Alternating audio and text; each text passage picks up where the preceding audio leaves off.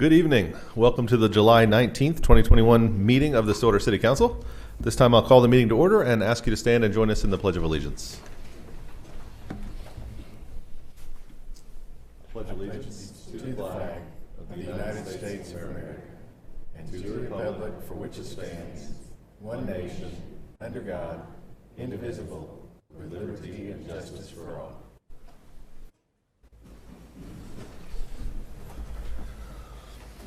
All right, thank you all for being here. We're going to start off tonight with a proclamation in support of National Guard and Reserve Week.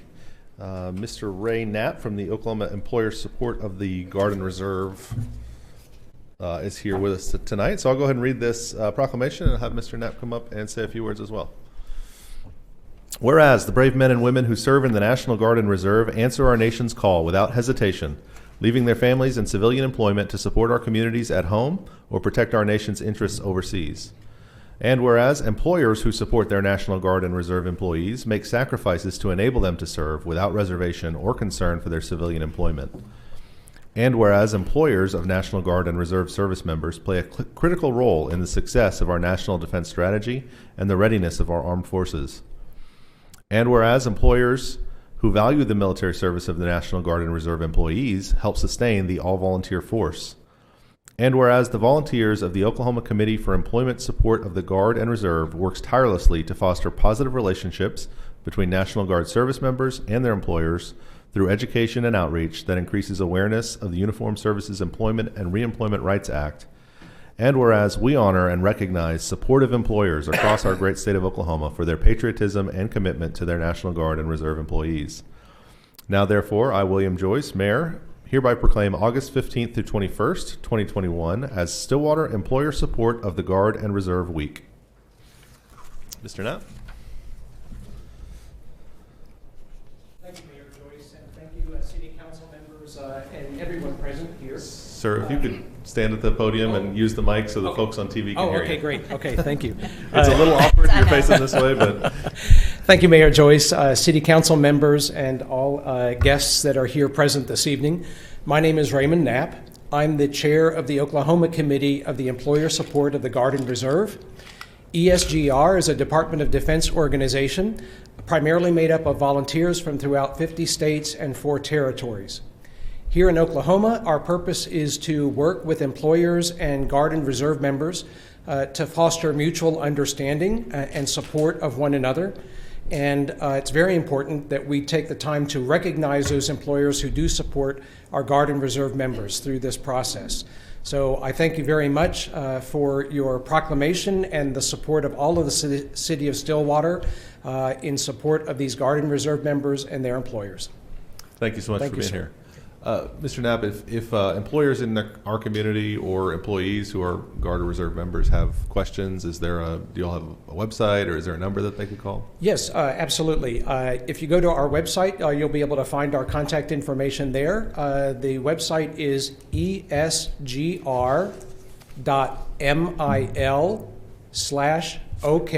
Excellent. Thank you so much. Thank I'll bring you, you this copy down.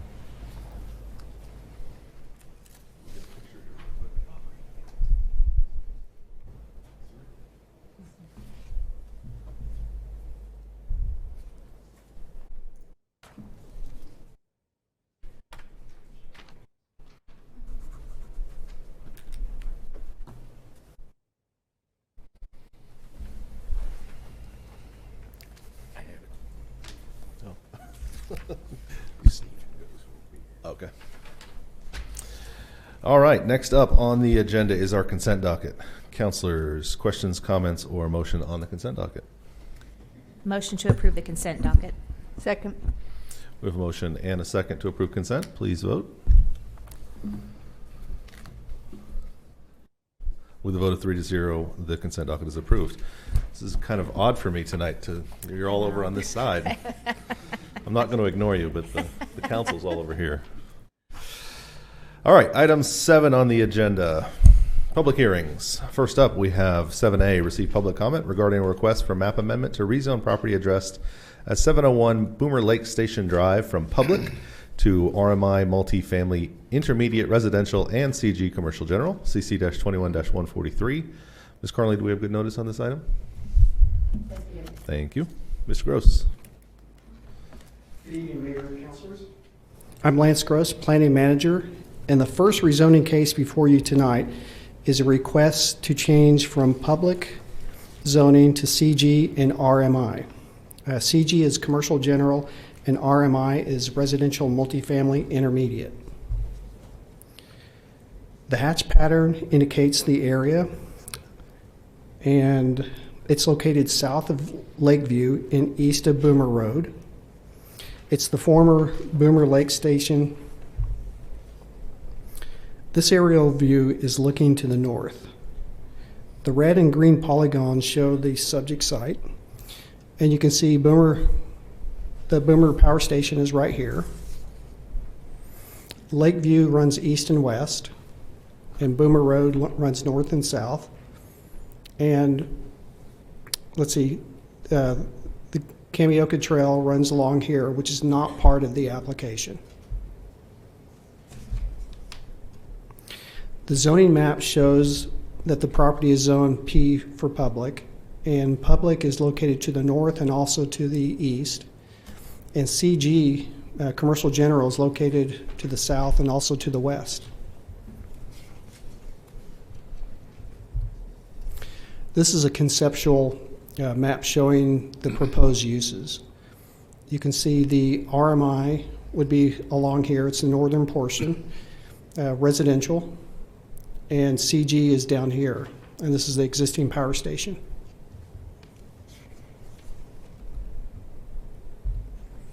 And the next series of slides are just conceptual ideas or thoughts. This is a view looking to the northwest. And you can see the trail that's located over here. This is looking to the north. This is the south side of the Boomer Lake Station building. And this is looking to the northwest.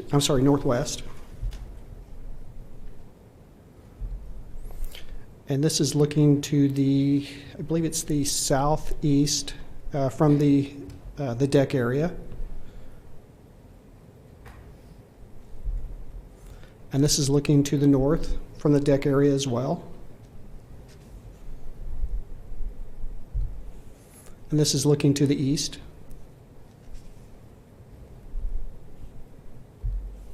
And this is looking straight to the west. I'd be happy to answer any questions. Thank you, Lance. Yes.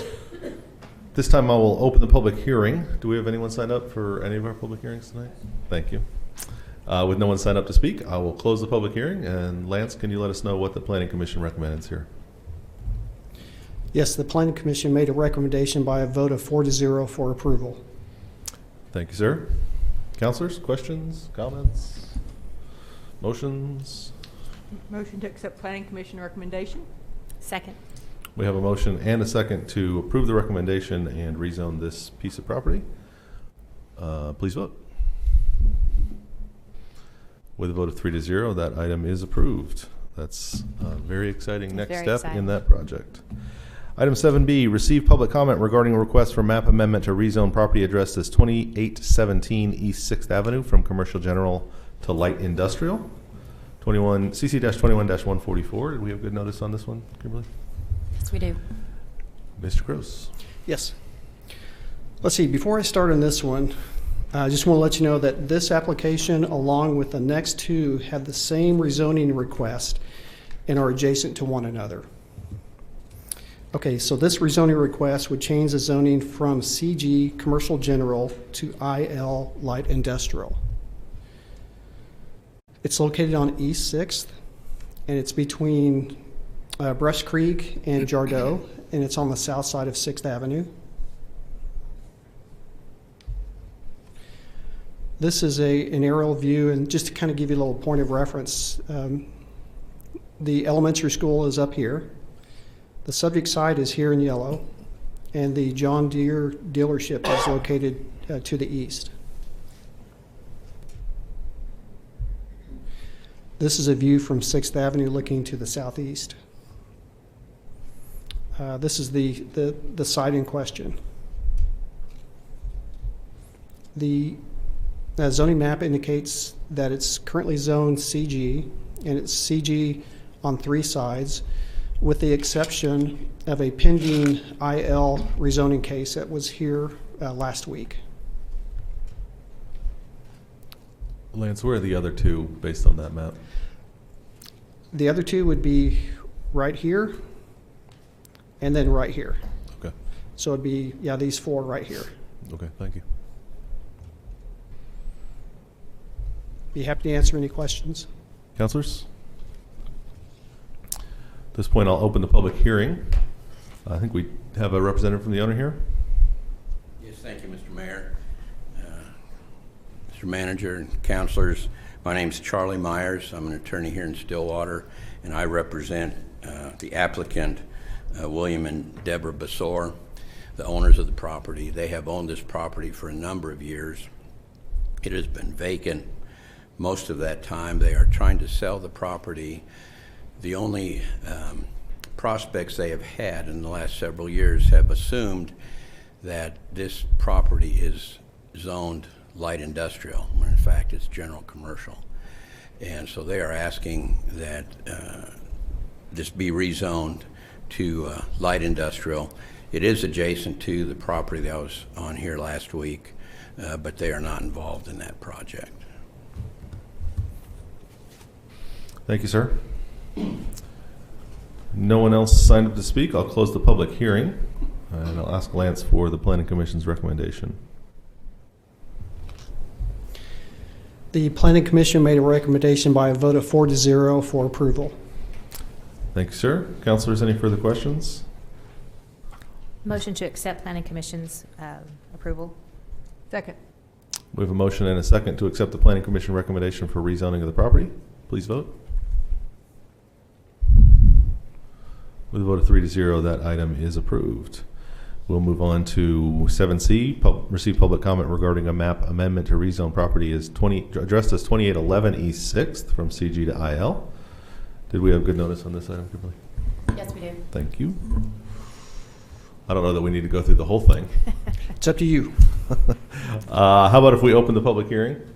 And Mr. Myers, are you representing, are these owned by the same folks, or is it? Yes, I represent the Cunninghams, who now live in Arizona, and they own the next 2 properties, this property and the next one. And my comments would be similar. Okay, thank you, sir.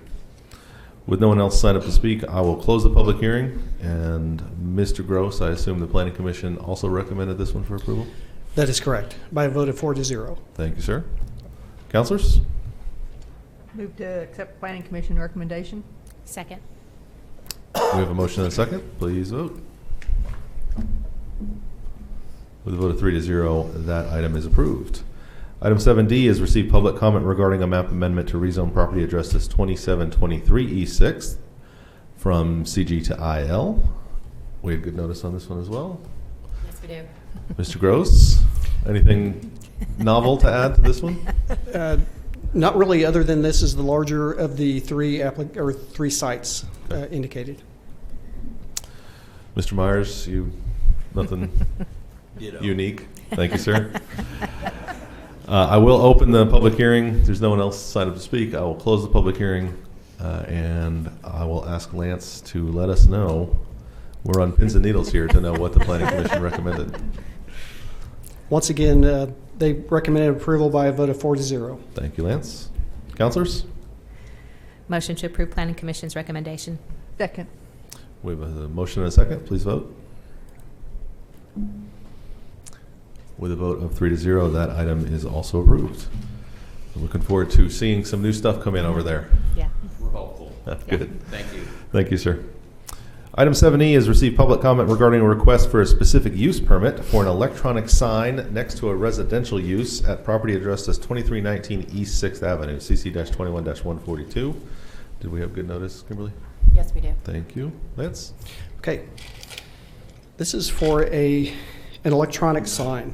Anytime there's an electronic sign that comes in for application and it's adjacent to a residential district or zoning district, it requires an SUP. This one actually is on East 6th as well. And let's see. Yes. It's a little bit east of Jardeau. It's on the south side of 6th Avenue. The red polygon indicates the site. It's a strip center. And the location of the proposed sign will be located on the east side of the property. Here's an example of what they are proposing. It's essentially an electronic message display sign that'll be added to the existing sign. And they'll have to meet all the different sign ordinance requirements, which hasn't been submitted yet. That includes like size limitations and that sort of thing? That is correct. Yeah, there's a limit. It cannot be more than 40% of the overall sign. So, and this shows how it's adjacent to the residential mobile home or manufactured home district. Be happy to answer any questions. Thank you, Lance. At this point, I'll open the public hearing. Do we have anyone here to speak for the applicant? Okay. You're welcome to speak. Thank you, Mr. Mayor. I'm Natalie Cornett with Eller&D Trick, and I represent the applicant. I think it's a pretty straightforward request, so we're in agreement with staff and Planning Commission's recommendation, but I'm happy to answer any questions you have. Thanks for being here. Thank you. Councilors, any questions? No one else signed up to speak. I'll close the public hearing. Lance, what did the Planning Commission recommend on this item? Planning Commission made a vote 4-0 to recommend approval. Thank you, sir. Councilors? Motion to accept Planning Commission's recommendation. Second. We have a motion and a second to accept this item. Please vote. With a vote of 3-0, that specific use permit is approved. All right, that takes us down to item 8 on general orders. I would like to change the order up here just a little bit since we have citizens here in the room to speak on item F. I'm going to ask that we call item F, receive a status report from the Renewable Energy Task Force, up first, if that's okay with you, Robin.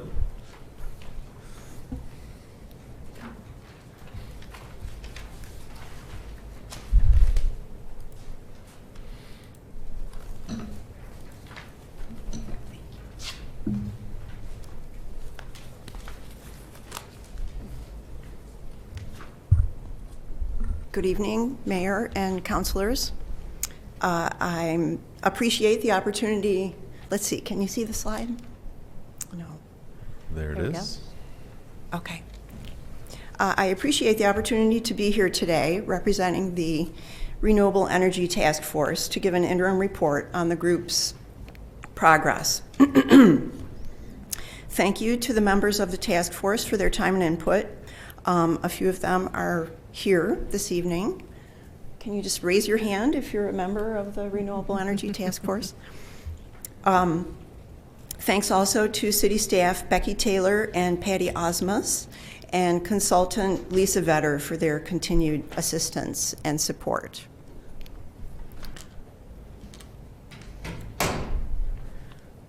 We've agreed on 3 overarching goals.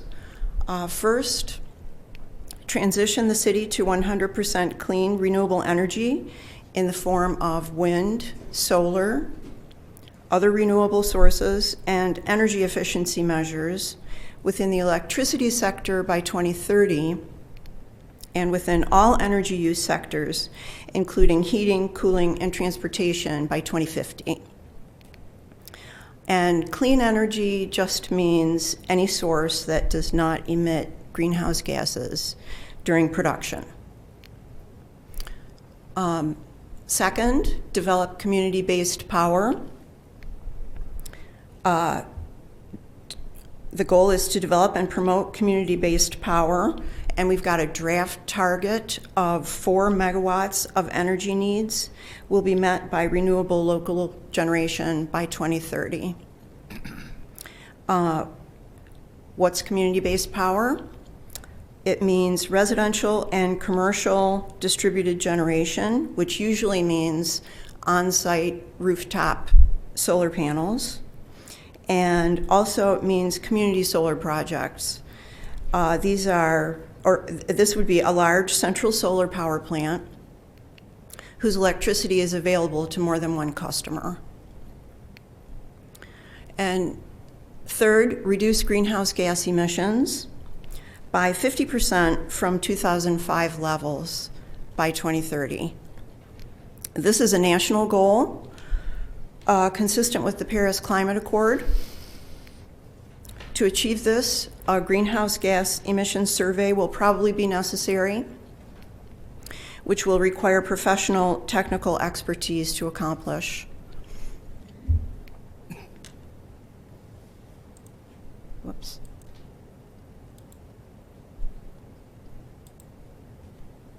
Recent trends.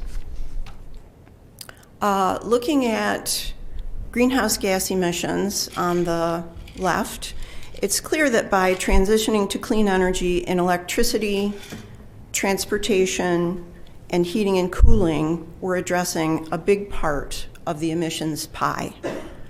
And looking at the resource mix on the right, we can see it's going to be important to work with GRDA to accelerate the transition to renewable energy and minimize dependence on fossil fuels. Robin, I can't tell from the colors up there, the Yes. big green part on the energy resource mix, is that the market or is that coal? The big green part on the energy resource mix is actually gas. Oh, okay. And that's from 2019. Those were the most recent figures that are available. So the market is the blue? The SPP market is the medium blue, yeah. Okay. And coal is the very smallest Oh, okay. segment. That's light blue. Thank you. Any other questions on that? We've agreed on a set of guiding principles. These will inform and guide the task force's recommendations. Focus on efficiency first. Reducing the amount of energy used to power our economy and scaling up energy efficiency is essential to empowering a 100% clean energy future for all, and will make reaching that target easier and more cost-effective. Determining the potential for energy efficiency and energy savings is a critical first step to implementing a 100% clean energy strategy. Next, involve diverse groups of partners and stakeholders. Achieving 100% clean energy will require engagement of additional stakeholders because the city does not control 100% of the targeted areas in the goals outlined above. Identifying partners, estimating the amounts and types of contributions each might realistically make, and developing effective and tailored outreach plans are crucial next steps. Prioritize equal access. Including projects that benefit low-income residents or communities impacted by fossil fuels must be a priority. Identifying programs and strategies to include sections of the Stillwater community that may not otherwise be included or would face barriers to participation is integral to development of the Stillwater Energy Plan. Incorporate community input. A provision of the resolution and an important focus for the Renewable Energy Task Force is incorporating community input and feedback. A robust public relations and educational outreach program to inform city staff, citizens, and community partners is a crucial aspect of the Stillwater Energy Plan. Allowing energy plan design to be informed by stakeholder input will result in a stronger plan and achieve broader endorsement. And finally, make smart choices. Ensuring that elements of the Stillwater Energy Plan are economically feasible, environmentally sound, and make sense for our community will necessitate making choices, but ultimately result in an actionable plan. Critically evaluating the costs and benefits of elements at the outset will ensure sustainable outcomes and obtainable objectives.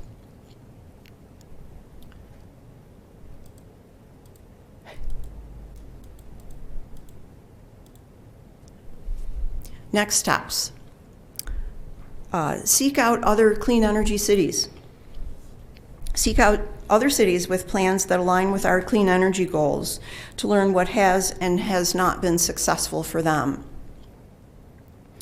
Identify actionable projects that will have a tangible impact over the next 3 to 5 years, such as develop and promote community-based power, including community solar, rooftop solar, and modifying the distributed generation policy to make it, to better support smaller customers. Encourage and promote electrification of the city fleet. And carry out some of the recommendations, at least some of the recommendations included in the recent Honeywell feasibility study. And consider Honeywell Phase 2, which would improve eligibility for funding, such as grants from the Oklahoma Corporation Commission to upgrade interior and exterior lighting. And it may improve our chances for other funding as well. We know that the task force has much to research and learn, and we will keep the council updated as we identify new information. Thank you, and we welcome your questions, comments, and guidance. Thank you, Robin. Appreciate you being here, and for the rest of the committee members as well. Councilors, questions or comments at this point? You know, it's scary to think 2030 isn't that far off. Yeah, it's true. And in thinking about your goals and what you've done, I think you've done a great job of not, it doesn't seem like it's, I know it's a lot. I know you guys are tackling a lot, but I think you've done it in a very succinct way. Is there any one of them that you seem you're going to really need the support of the council or the city staff as you move forward with any of them? I mean, I know that a lot of them you're going to need all of our support, but is there one in particular that you feel is really going to need some extra support? Well, I would say outreach to community partners is an area where we'll have better chances to effectively communicate with those partners if we have the support of the council and city staff. You know, if I call up, I don't know, the manager of a local business and say, I'm Robin Cornwell and I'm on the Stillwater Renewable Energy Task Force, and I'd like to talk to you about what your plans are for you know, energy efficiency, say, I'm less likely to have an active listener than Sure. if we have your support. Sure. And support of city staff. Anybody else wants to add to that? Anybody else from the task force in terms of guidance or areas where we need support? Educational efforts, marketing, before everything comes out. Yes, that's true. As I mentioned, a robust public relations campaign, I think, is going to be very important. And we do need. Well, and we've been talking about this for quite some Support time, on that. and we're still getting used to the terminology and what this means. So I can imagine you're right, a good educational plan and marketing ahead of the game so that we're not backtracking and trying to defend, but rather educate and excite people about this possibility of what it could do for our city. Mm-hmm.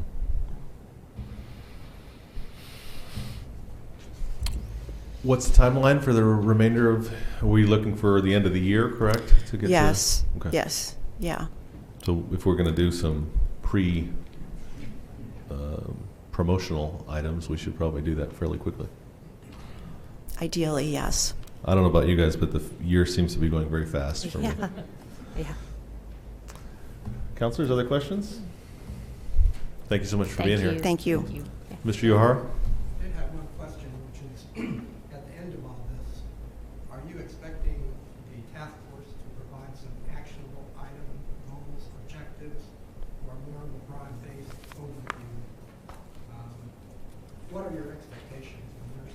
Yeah, just to repeat the question for those listening, Mr. Uhar is asking about what the council's objectives are, what we'd like to see. Are we looking for actionable goals from this committee or task force? I'll answer for myself. I mean, I think I would love to see at least some general recommendations that say how would we get to this kind of a goal within what 8 years, 8 years, from the time that we're really talking about doing it. And so, yeah, it would be very helpful from the task force. I think probably to pick out the one or two most impactful and most obtainable of the steps that we can take as a city, because we do want your work to go into actual steps, being taken by the council, where we say, okay, we're going to go do this thing now in order to help reach this goal. And so I think you all are going to be the most well suited to tell us which things those are and what the best strategy is to reach them. So I hope that is part of the report. And I think, too, we're pretty passionate about some checks and balances over time, so that it's not just done once and then it kind of falls away, but there's some checking points that we can ensure that we are continuing on and doing what we can to continue it, and it's not just a one-time deal that we're trying for, and we know this is here to stay. Yeah, that's a really good point, because we don't want to just put a resolution in place now that says, this one thing's going to happen. We'd love to see strategies that will be perpetuated, within the way the city's doing business, so that we see change over time and not just a resolution or something like that at this point. So I think the educational efforts, I think that has to include all the benefits, the benefits other communities that have done things have seen. And so I think best practices type benefits would be an important piece of that education to the public. agreed. Thank you so much. Thank you. We appreciate you all being here and the work that you're doing. Mm-hmm. Okay, we will now jump back up on the agenda, back up to item 8A under general orders, which is receive an update on the CDBG CV assistance program and utilities accounts receivables.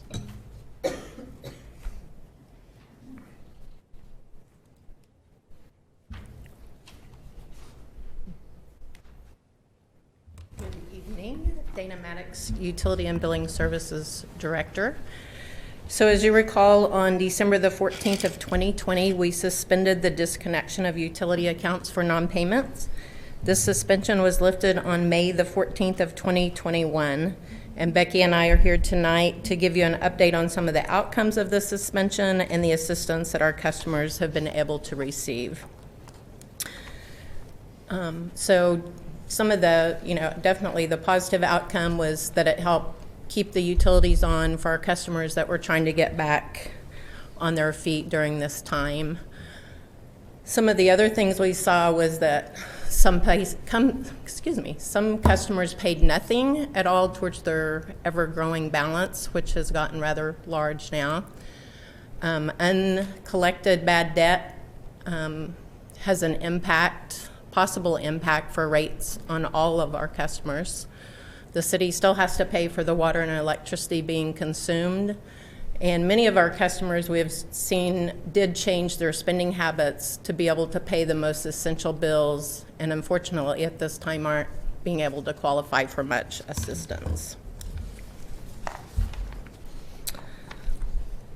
So this chart is just of our 90 days of outstanding receivables from March the 5th to July the 7th, and how those grew as our bills weren't getting paid. And we started sending out our notices on June the 22nd, and you can kind of see that had some impact on just sending out the notices of reminding people that it was time to pay their bills. This is a comparison from March to June of the past 3 years for all of our utility receivables. And again, you can kind of see how that grew in 2021, especially in June as we kind of got further into people becoming delinquent. So we started mailing out notices on June the 22nd, and we send out bills once a week. So the town's kind of divided into 4 billing cycles. So the meter readers go and read an area of town. We then bill that, and then that starts the process of collections. So on June the 22nd, we mailed 539 notices that totaled $237,794.90. And of those notices, we started cutting the week of July the 6th, and 107 accounts were cut for non-payment out of those notices. On June the 29th, we mailed 630 notices for $265,638, and we started disconnecting those on July the 12th, and we had 99 of those accounts that were turned off. As of Friday, for those 2 cycles, we still had 98 accounts that were turned off that had not come in and paid. One of the things that we've seen is the landlords are now calling, letting us know those customers have left and just never called us. So quite a few of those we've turned back on for the landlord to now re-rent them. So a lot of those just got left on, even though the tenants were gone, because they didn't think to call us. And then if you don't have any more questions for me, Becky's going to give you an update on our assistance that's coming in. Thanks, Dana. Can you roll back one slide? So you mentioned on the notices that went out June 29th, there were 630 of them, and there were 99 disconnects from that group. So the other 530 either made a paid payment or they've closed the landlord called us and said they're gone, turn it back on in our name. Okay. So those will roll over to now be processed for collection. So we'll start sending out, we'll mail the customers a final bill. That'll be due in about 21 days. About a week after that, we'll mail you a friendly reminder that says, hey, your account's closed, we haven't received payment. If you've sent it, thank you. Probably about 2 weeks after that, we'll send them another letter that says we're getting ready to process you for collections. And if we do that, then we bill them a fee. They have to pay the collection fee. And then our last step, about a month from that, we'll try to call them or email them one more time and say, we're getting ready to turn you over to collections. Please call and make payment arrangements. Save your credit, save some money, because it's 33% is the collection rate that we collect, but we remit that to the collection agency. So we try really hard to keep them from going to collections. What's our recovery rate on money that goes to collections? Do you know? It's actually pretty good. I think our we're about a little over 0.5% setting at collections right now. So around over the last 5 years, I think we're setting at about $1 million, which sounds like a lot, but in the big scheme of things. Okay. Councilors, other questions? Thank you. Thanks, Dana. Good evening, Mayor and Council. Becky Taylor, Chief Civic Innovation Officer. Our Phase 2 of the Stillwater Resident COVID Impact Assistance Program using CDBG CV funds just finished its 3rd week. Our Daily Bread is working hard processing the applications and meeting with each applicant individually to assure the most assistance can be provided. The ongoing weekly flow of this program, applications are open on the website on Sundays and Mondays, and then the rest of the week, Our Daily Bread and their staff, they review the applications, they meet with the applicants, they work with the applicants on the additional required forms, and then they drop off the approved packets to the city at the end of the week, where we review them again and then give them to our finance team to process payments to the utility vendor or landlord. The numbers on the screen reflect the first 3 weeks of the program. So far, we've received 125 applications. Out of the 125 applications, 23 were denied due to a variety of reasons, most being either no COVID impact, no delinquent bills, duplicate entries, or not at all, and not any of the documents were provided. And because of the additional forms and the need for face-to-face visits with the applicants, after 3 weeks, we've only had 42 approved out of the 125. We hope to see more of those as the weeks continue. The rest are just still in the process of meetings and completing the forms. So of the 42 approved applicants, one was for rental assistance, one was both rental and utility assistance, and then 40 for utility assistance. The rental assistance, it takes a little bit longer. There's a few extra forms that have to be completed, and they involve the landlord assisting with that. And so hopefully we'll see more of those as the weeks progress as well. So within the first 3 weeks, we've provided $25,731 from this program. We are very fortunate in our community to have local nonprofits that assist residents that need help with their utilities. The assistance on this slide was given on behalf of a particular Stillwater resident individually, and it adds up to what you see here. And this was given to pay a portion or all of their city utility bill by one of the community partners you see on the screen.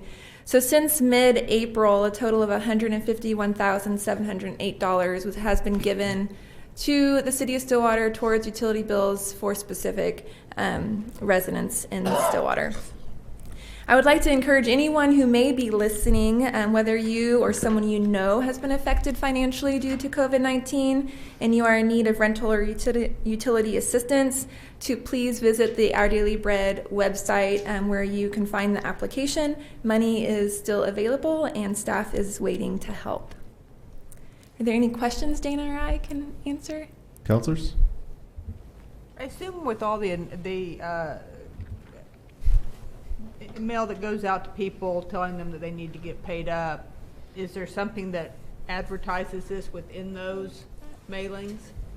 Did we put that on there? Yeah. We have at one point, but Yeah, we were putting messages on the bills. We have posters up in the lobby. We also, for the community cares, have packets. We try to encourage customers that's coming in that's just, struggling to, without trying to be too, personal, of if it was COVID related, like, please check out these sites and try to get some assistance. So Thank you. Becky, just remind me, although I'm pretty sure I know the answer to this, the forms and the process that people have to go through to prove the COVID relation and all that kind of stuff to get this money, that's all comes to us from the federal program, correct? That's not our own? Yes. So everything that we have in place is because of the restrictions of this grant. And so the city staff and Our Daily Bread's doing our absolute best to make it as seamless of a transition possible for the applicants that are applying, but all of the forms are because of the grant, yes. Okay. Anything further, counselors? We appreciate the update. Thank and thanks you. for all the work you're doing to get these folks some help. Item 8B, approve Stillwater Regional Airport application for the American Rescue Plan Act grant funds for airport operation expenses. Mr. Paul Priegel. Good evening. Paul Priegel, Airport Director. Tonight I bring before Council a grant opportunity through the American Rescue Plan Act. ARPA provides $8 billion to support U.S. airports experiencing severe economic disruption caused by COVID-19.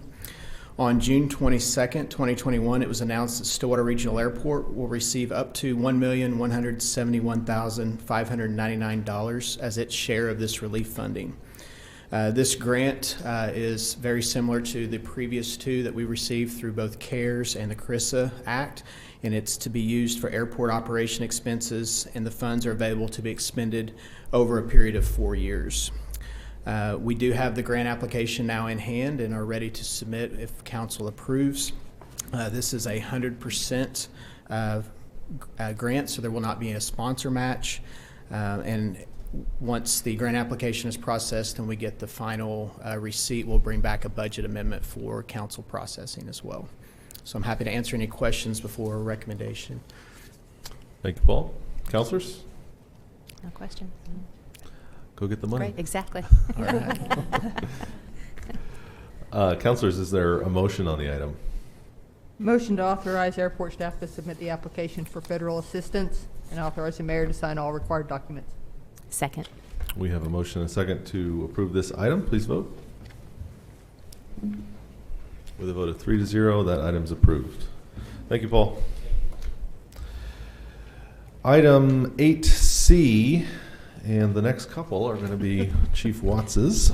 First up, approve Police Department purchase of a 2021 Dodge Ram ProMaster 1500 cargo van and upfitting for the animal welfare at a total cost of $57,082.25.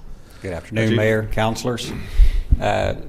This request is to purchase an animal welfare van that is climate controlled. Currently, the animal welfare vehicles we use is a pickup with a metal box on the back of it that requires the animal welfare officer to have to lift heavy animals up, sometimes resulting in injury, and also it's not climate controlled. So as our July and August and time in Oklahoma can be really hot and the rest of the year can be really cold. So a climate controlled van allows them to be able to walk the animals into the van and put them in a climate controlled area for transport for medical needs or to be chipped or whatever services they need, or just transport them to the animal welfare division. And so what we're asking for is approval to purchase the van and have it upfitted at in Warsaw, Indiana, at Marvon Incorporated. They custom upfit the vans for animal welfare divisions.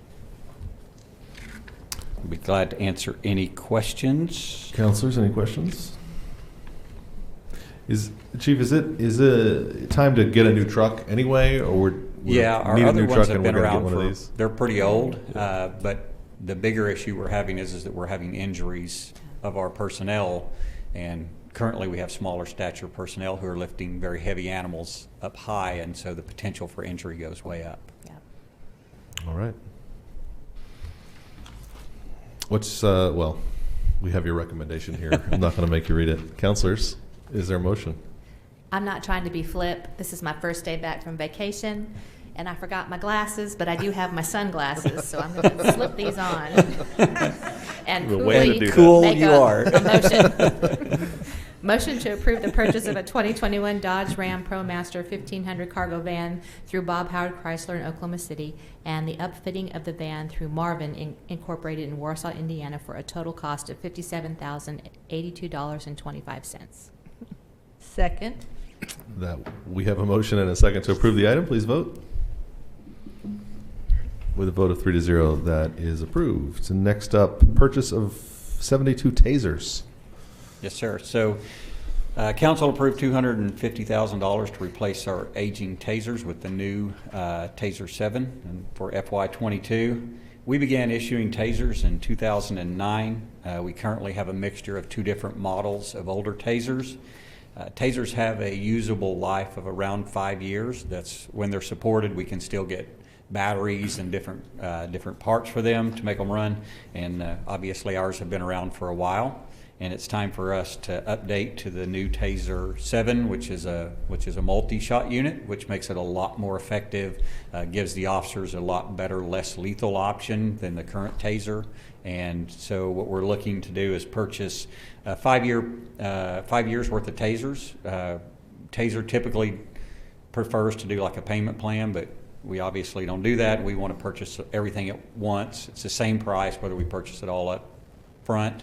But the 5-year plan gets us 72 Taser 7s, the training cartridges, replacement cartridges, training suit, armor training for our Taser instructors to be able to work on them, fix them, download any information off of them, and also the training for those instructors and a Taser suit to train our personnel with.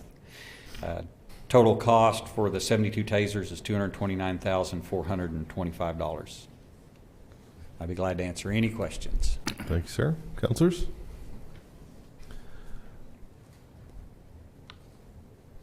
Just curious, what information do you download from them?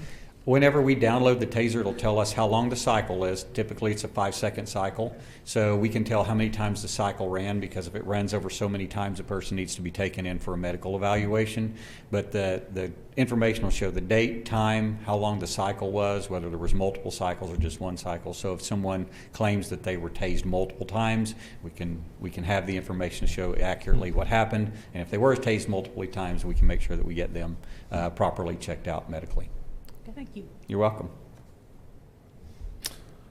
All right. Is there a recommended, or is there a motion on this item? Okay. Motion to approve expenditure of $229,425 to purchase a 5-year supply of 72 Taser 7s, which includes all training cartridges, replacement cartridges, training suit, training for up to 5 Taser armors, and 5 master trainers. Second. We have a motion and a second on this item. Please vote. With a vote of 3-0, that is approved. And next up, item 8E is approved purchase of 6 Dodge Durango police SUVs and 1 Dodge Charger. So for FY22, council approved $430,000 for replacement vehicles, police replacement vehicles. We try to replace our vehicles about every 10 to 12 years. That's when we find they hit their high mileage. They become very costly because of repairs. And our plan this year was to purchase the all-wheel drive V6 Dodge Charger. All-wheel drive is a lot safer for us, the officers who are operating the vehicle, especially in inclement weather. It provides a safer platform for when we're driving in emergency mode. Unfortunately, Dodge this year suddenly stopped producing the all-wheel drive Charger with no expected pickup date. The Dodge Charger is the, I guess, best value on the market, but with all-wheel drive being a really important component for the safety of our personnel and for the public, the next option was the Dodge Durango, which is an all-wheel drive vehicle. So we opted for the Dodge Durango all-wheel drive V8 vehicle, and we're asking to purchase 6 of those. 5 of those will go to the patrol division, 1 will go to our investigative division, and we currently have a Chevy Tahoe in our administrative division that we would want to move over to our training division so that they can haul gear around our recruits for training. They hold multiple people, and in that case we can get away with a 2-wheel drive Dodge Charger because our admin personnel don't get out and drive and respond to the emergency calls like our patrol folks do, so we can get away with a much less vehicle for us. So we're asking for approval to purchase the 6 all-wheel drive Dodge Chargers through Bob Moore and 1 Dodge Charger, and then also to pay for the upfitting of all of those vehicles through Metro Emergency Vehicle Upfitters in Oklahoma City. So the total cost for all of the vehicles and the upfitting is $394,153. I would be glad to answer any questions related to this request. Councilors? Chief, I know the cars come off of a state contract, so the price is set by the state contract. Is the upfitting by state contract as well? Yes, the upfitting is by state contract, but what we found is this particular upfitter that we've been using has also become a vendor in most of the components we get on there, so we can get them at even a lesser price. So it's a better deal for us all the way around. Good. So the original plan was 8 cars for this chunk of change. Yeah. How's that affect your long-term replacement strategy if we can't Well, get as many as we were hoping we can for? do it with 7, and depending, because sometimes there's unexpected costs that we just don't know about until we get into putting the cars together. But we may be able to come back to council and ask for 1 more Charger out of this, but just won't be able to upfit it right now, that we could use it in investigations or in our training division. So, but it still stays within what we need to keep our vehicles refreshed at a rate that we're not paying enormous repair bills. Does this mean that 7 used ones will be available for purchase at surplus? Yes, that means that there will be some really nice Crown Victorias that are about 15 years old that will be in surplus. Fortunately, we have worked a deal with OHP that we've been using some of those as training cars to train our officers on out at Burns Flats for driver training, so that as they get dinged and bent up, it doesn't. I was going to say, the used car market is crazy right now. Yeah, Probably exactly. Yeah, And those- $12,000 a piece for those. Yeah. So, yeah, if they would bring a great deal, that would be awesome. But they're kind of looking pretty rough. They have seen their better days. Yeah. All right, councilors, further questions, or is there a motion on this item? Chief Watts, you did such a good job explaining the recommendation. I won't put my shades on. I'll just say motion to approve staff recommendation. Second. Thank you. We have a motion and a second to approve this purchase. Please vote. With a vote of 3-0, it is approved. Thank you, Chief Watts. Item 9, ordinances. On first reading, we have ordinance 3475, which is an ordinance rezoning attractive land located at 501 East 14th Avenue from O Office District to RT 2 Family Residential District. Questions, councilors, or is there a motion to advance? Go ahead. Motion to advance ordinance number 3475. Second. We have a motion and a second to advance the ordinance to second reading. Please vote. With a vote of 3-0, it is advanced. Ordinance, item B is ordinance 3476, which is an ordinance rezoning attractive land located at 2805 East 6th Avenue from CG Commercial General District to IL Light Industrial. Motion to advance ordinance number 3476 to second reading. Second. We have a motion and a second. Please vote. With a vote of 3-0. Oh, hold on. With a vote of 3-0. Telling you, it's the day after vacation, people. Ordinance 3476 is advanced to second reading. Reports from officers and boards. Ms. Carnley. Nothing to report. Thank you. Mr. McNichol. Yes, sir. I have 2 items. Thank you. One is, and I don't think this will be a surprise to anyone, COVID-19 cases and COVID-19 cases and hospitalizations are on the rise. In fact, the matter is there is not currently an available ICU room at SMC, and their other population census is pretty high. In an effort to increase vaccinations, which seems to be the only way to stop this plague, OSU is working on an incentive program to encourage students to get vaccinated. City's working with the Stillwater Chamber of Commerce and health officials on a similar citywide program for all residents. We encourage everyone to get vaccinated if you haven't already. Vaccines are free, available to everyone 12 years of age or older, and are the best thing you can do to help our community as we continue to recover from this pandemic.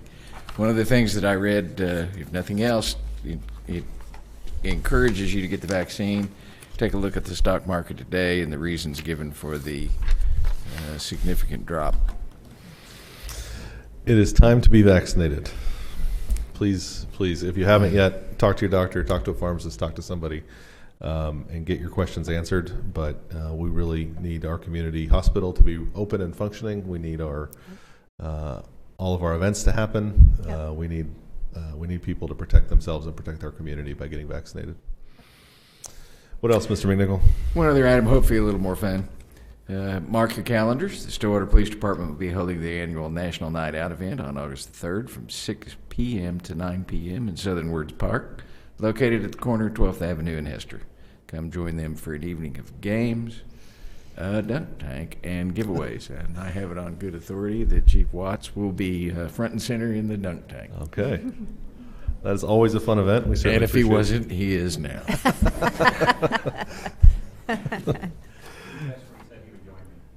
Oh, good. We'll get both of the police and fire chiefs in the dunk tank. Maybe Mr. McNichol? No? Pardon? Maybe you? Oh, absolutely. Yeah. I've done it before. It is a I'd be great glad event. to. We appreciate the Yeah. police department helping put that on as well. Councilor Hawkins. The City of Stillwater and Stillwater Arts and Humanities Council are seeking artists to submit sculpture designs for a public art display at the northeast corner of 6th Street and Western Avenue. Visit artstillwater.us to learn more about the Gateway Project and how to submit your proposal. Submissions are due August 1st. Excellent. Thank you. Vice Mayor? Yes, it is Crazy Days in Stillwater this week. right. Yes, shops and boutiques all over town will be offering summertime sales from July 21st through the 25th.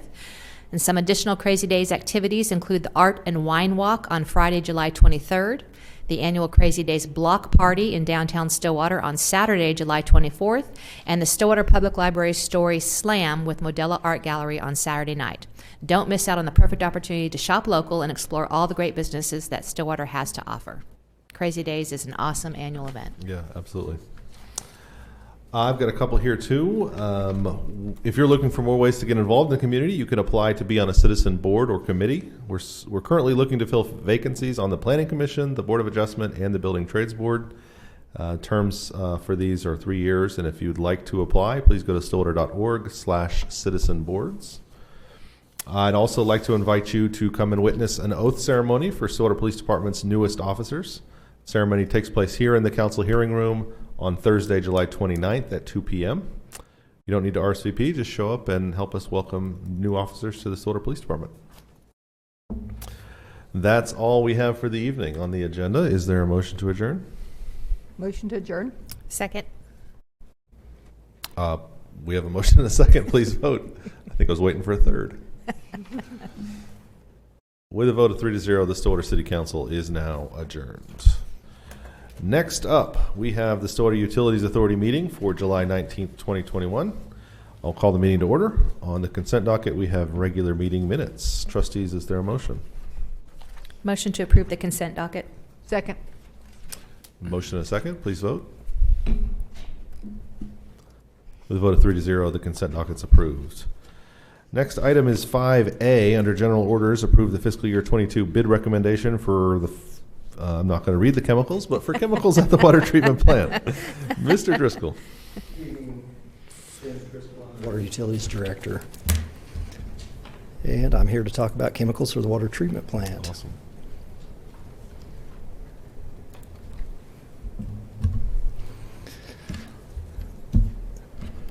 All right, a little bit of background. The supply of chemicals to the water treatment plant is a requirement to provide safe, high-quality, and compliant drinking water to SUA direct customers and bulk users, and is contracted annually. So our bidding background, chemical bids and specifications were advertised in the Stillwater News Press on May 29th, posted on the Stillwater's webpage, and emailed to dozens of chemical suppliers. Bids were received until 3 p.m. on June 23rd, at which time they were opened and publicly read aloud. The low bidder for each chemical was reviewed and determined to be in compliance with the bid specifications. This slide, and I think you probably had it in your handout, is to show the prices from last year versus what was received this year. What you'll notice is in yellow are the bid items for this year. In white are chemicals that were extended from last year's bid. So that kind of shows you the two. The one to kind of note is the chlorine gas. Last year we paid $695 per ton. This year's bid came in at $1,300, almost double. There were a couple other increases, but that was the biggest one. I noticed the next highest bidder on chlorine gas was $5,200 a ton. That is correct. What in the world is going on with chlorine gas? I've heard everything from COVID, just like Sure. lumber and everything else. There was also a plant in Texas that was damaged, I believe, by a fire. Early on, it sounded like that would just affect pool chemicals in the tablet form, but I've heard since that that was part of this increase as well.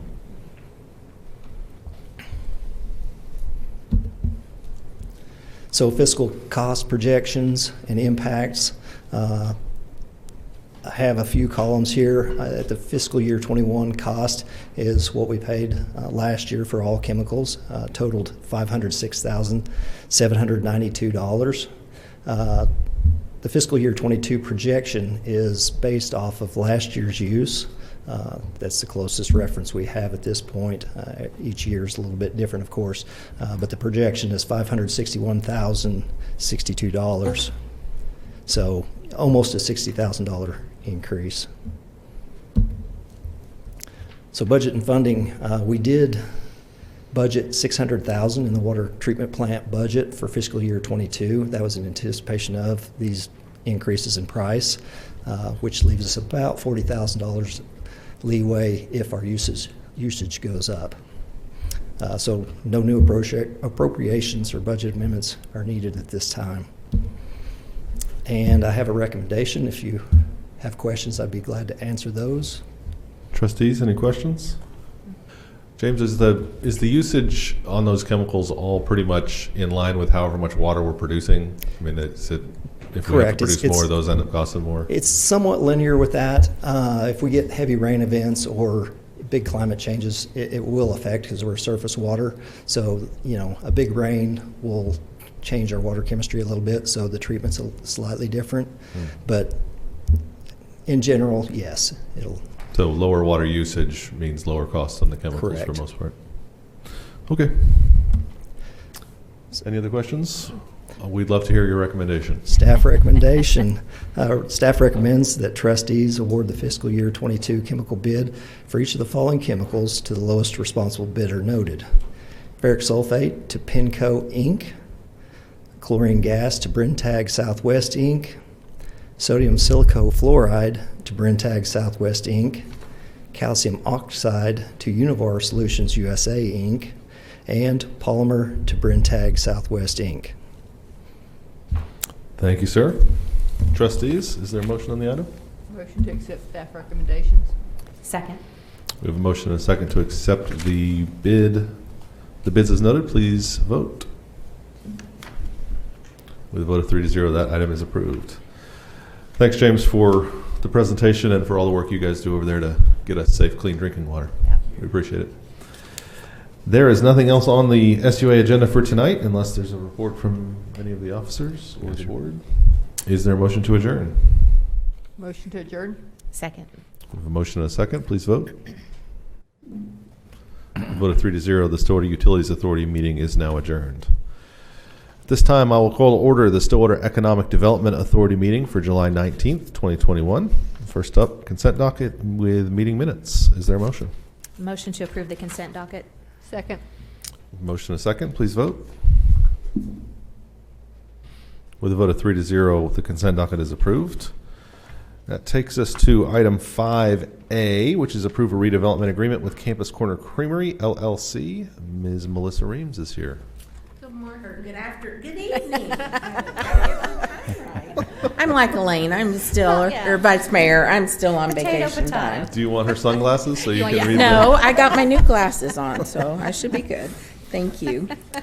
But again, good evening, trustees. Melissa Reams, Deputy City Manager, and again, another landmark moment for us. We just keep building landmark moments for economic development. Bringing to you this evening the first of two redevelopment agreements. The first is with Campus Corner Creamery, LLC. And just a brief summary of what is contained in the redevelopment agreement, which should have been included in your packet. SEDA is making a $150,000 advance to the project that will be repaid over 15 years at a rate of 1.75%. The developer anticipates spending at least $930,000 on the project. And will remit to us certain documents before that money is released to them. So proof of control of the property, and usually that comes in the form of a warranty deed.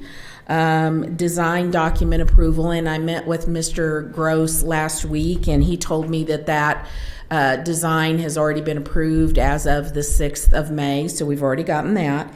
Evidence of financing, and I have Mr. McNichol and I have been in contact with Great Plains Bank, and they are financing this project, and so that financing seems to be moving along nicely. We'll require an insurance certificate, construction contracts, and I believe LOP Construction is the contractor on this particular project. We do, within the redevelopment agreement, have the ability to require performance bonds, but our recommendation would be this evening that those are not needed with this particular project.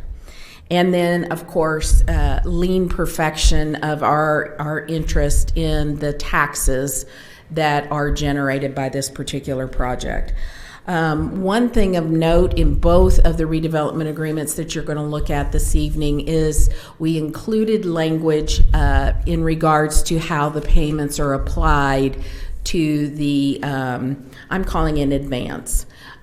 So property taxes and personal property taxes will be limited to the minimum payment that is due. And that minimum payment, again, is the calculated annual payment to amortize the advance to zero at the end of 15 years. So personal property and property taxes could never decrease the principal. It would only go up to that minimum payment. But what is within the control of the operator is the sales tax.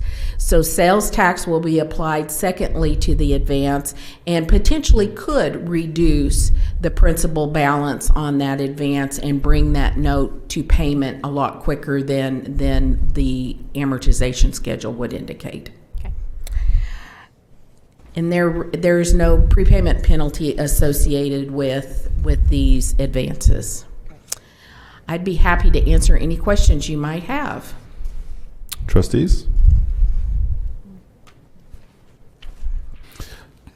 So just for everyone's benefit on how this works, this developer is investing, I think the number is $930,000. Is that the value of the project? Correct. In redeveloping this property? Redeveloping and purchasing the property, subject property. Which will increase the property tax assessment on the property? Correct, and we're hoping to approximately the value of the purchase price of the building and the remodel costs of the building. Okay. So in our projections, we've used $930,000 as that hopefully adjusted value for the property. Okay. So that new tax that's created because of the increase in value is what is being used to help incentivize the investment, because without the investment, the project would not happen. Right. And so what we're doing is, instead of waiting 15 years and collecting that little bit of new tax every year and applying it back to them, we're loaning it to them up front, and then they're paying us back with interest to get that money first. That's correct. And to get the project off the ground quickly. I believe the developer looks at beginning construction on the 26th of July. Okay. Well, it makes, I wasn't here for the approval of the initial plan, but I'm excited to see this on Campus Corner and expansion of business there. And it's a great area of town and should be good for folks who are coming down there to shop. Absolutely. Well, and with one of the added services, there could be a few B&B rooms there as well, and very, very close to any activities on OSU's campus. Yeah, that's great. Yep. Okay. So our recommendation would be that you approve the redevelopment agreement as it stands before you and authorize the mayor to sign all the required documents. Thank you, Melissa. Trustees, any questions? Motions? Motion to approve the redevelopment agreement with Campus Corner Creamery LLC. Second. We have a motion and a second to approve this agreement. Please vote. With a vote of 3-0, it is approved. Item, who knows where I am at this point? All right, 5B, approve a redevelopment agreement with Lily's Lavender LLC. Okay, so Lily's Lavender, it is doing business as Grace Goods, which is a dress and home goods shop down on Main Street, and has been in business for 7 years. So we're very fortunate to have a good track record with this particular entity. Again, SEDA is going to make an advance to the development of $54,471. And through the TIF 3 mechanism, that will be repaid to SEDA and to SUA over 10 years at 1.75%. The developer anticipates spending at least $302,613 on this project. And again, we already have proof of control of the property in the form of a warranty deed. The design document has already been approved through our planning and development department. I have evidence of financing through the Exchange Bank that is providing the funding. Just waiting on an insurance document and the construction contracts. And again, my recommendation would be that a performance bond on this particular project is not required. And then perfection of the lien, protecting the taxpayers' rights in this instance. The payments, again, same philosophy. The payments are limited to property and personal property tax up to the minimum payment amount, but then sales tax is what can pay down the note much quicker, and that's all within the control of the operator. Great. And I'd be happy to answer any questions you might have. Trustees?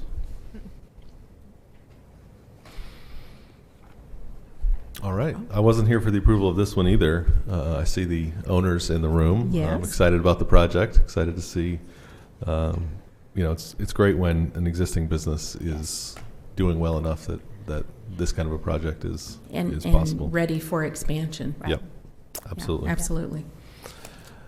What's your recommendation, Melissa? Our recommendation is that you approve the redevelopment agreement as it stands and authorize the mayor to sign any of the needed documents. And we will not require a performance bond on this one. Trustees? Motion to accept staff recommendations? Definite second. We have a motion and a second to approve this redevelopment agreement. Please vote. With a vote of 3-0, that item is approved, and we wish the best of luck to both of those redevelopers in their projects. Very much, and thank you so much. Thanks, Melissa. Any reports from officers or the board?